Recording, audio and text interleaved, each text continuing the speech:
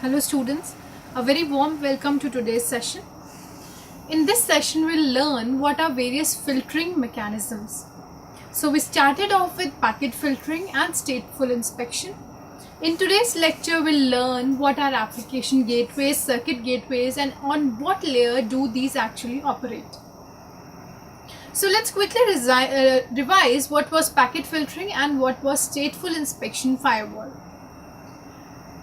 On your screens you have packet filtering. Of course, this kind of filter, this kind of firewall was filtering the packets based on the data in the header. So as per the data that you have put in as input for allowed or blocked packets, it would check the header for that particular data, and if in the data that you have provided it says that okay, this packet should be allowed, it would allow that packet, otherwise it will block that packet. So you give the firewall a list of headers which should be allowed into your network. Similarly, you had stateful inspection, which was quite similar to packet filtering only, with the difference that packet filters just check the IP address, whereas stateful inspection firewall keeps a track of all the networks using a state table. So for each network connection, it has a entry in state table which says source address, source port, destination address, destination port, and connection state. So all these kinds of entries, whenever a packet comes from outside network to the inside network, that packet is compared with an entry in this state table. Now if that packet details are not present in this table, it will check in the ACL, access control list, and if that packet is again not present in that list, then the packet is blocked. So this was the main difference between packet filters and stateful inspection filters, or you can say firewalls. Now moving on to application gateways. Application gateways are actually proxy servers. Now in your schools, in your colleges, you all must have learned this term proxy. Now many of the websites are blocked by an organization, which can be a school, company, college, for the students to be accessed. But still we all know a number of proxy websites which allow you to access these websites. Similarly, application gateway is called a proxy server which is installed on a dedicated computer. It is also called application level gateway or application gateway or proxy server, or even cache server. Now why is it called cache server? Because it stores some web pages in its cache memory, so that whenever a person tries to access the network, the request doesn't directly go outside the organization, but it first goes to the proxy, and in turn the proxy asks the main web server for that request. So if the request, suppose you have googled this particular word, application gateway. Now if that page is present on the proxy server, it will retrieve that page from its server itself. But in case that is not present on the proxy server, it will go to the main web server. And so you see the difference here.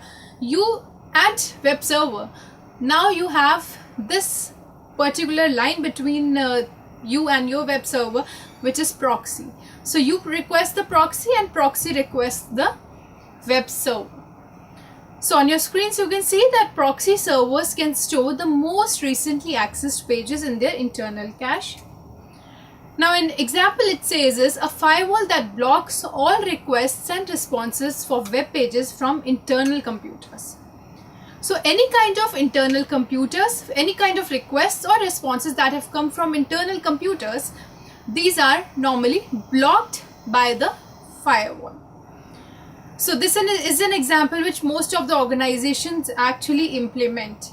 So many organizations implement this particular kind of firewall, based on which all the requests and responses for web pages are blocked by the firewall, but in turn they are redirected to the proxy server, which then requests the web server for any kind of web pages that you have requested.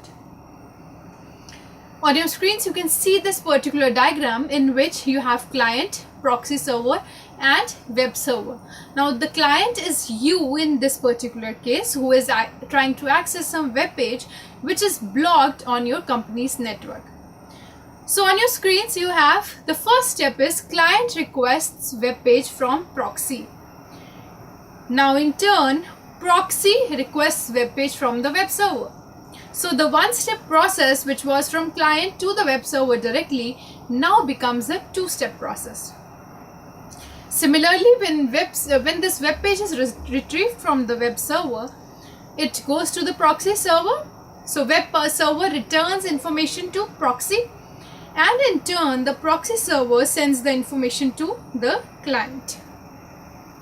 This is how proxy servers work. Now let us see where all these types of firewalls, in which of the layers these types of firewalls work. So on your screen you have OSI model layers, which has 7 layers as we all know, which are physical, data link layer, network layer, transport layer, session layer, presentation layer, and application layer. Now application gateways that we have just now studied says that these work on the top 3 layers of OSI model.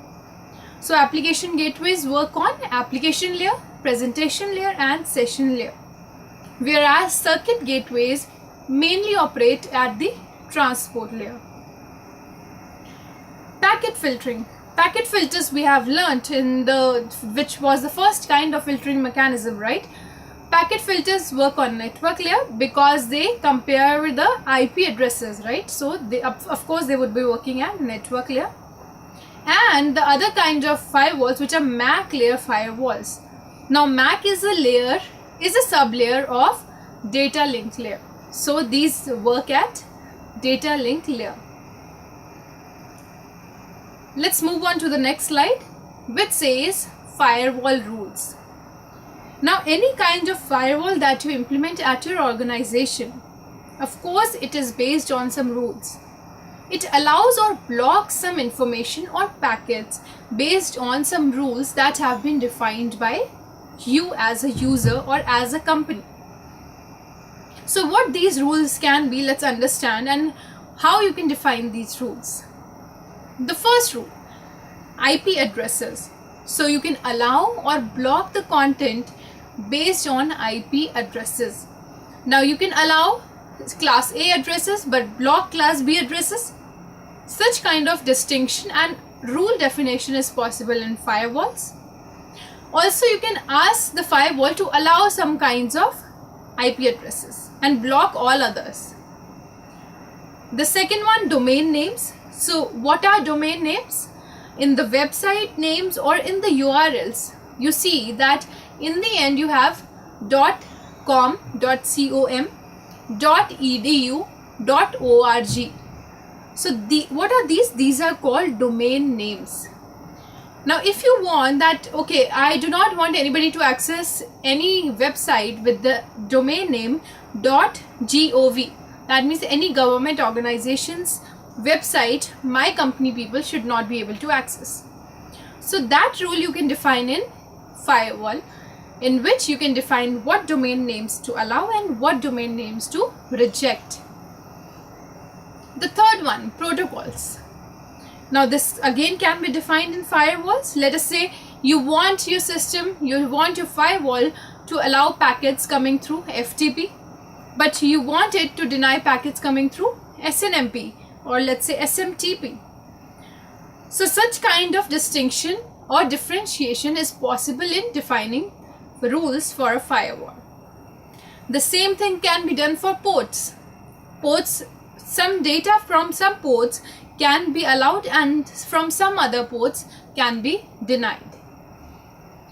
Then you have keywords. Now what rules can be defined based on keywords?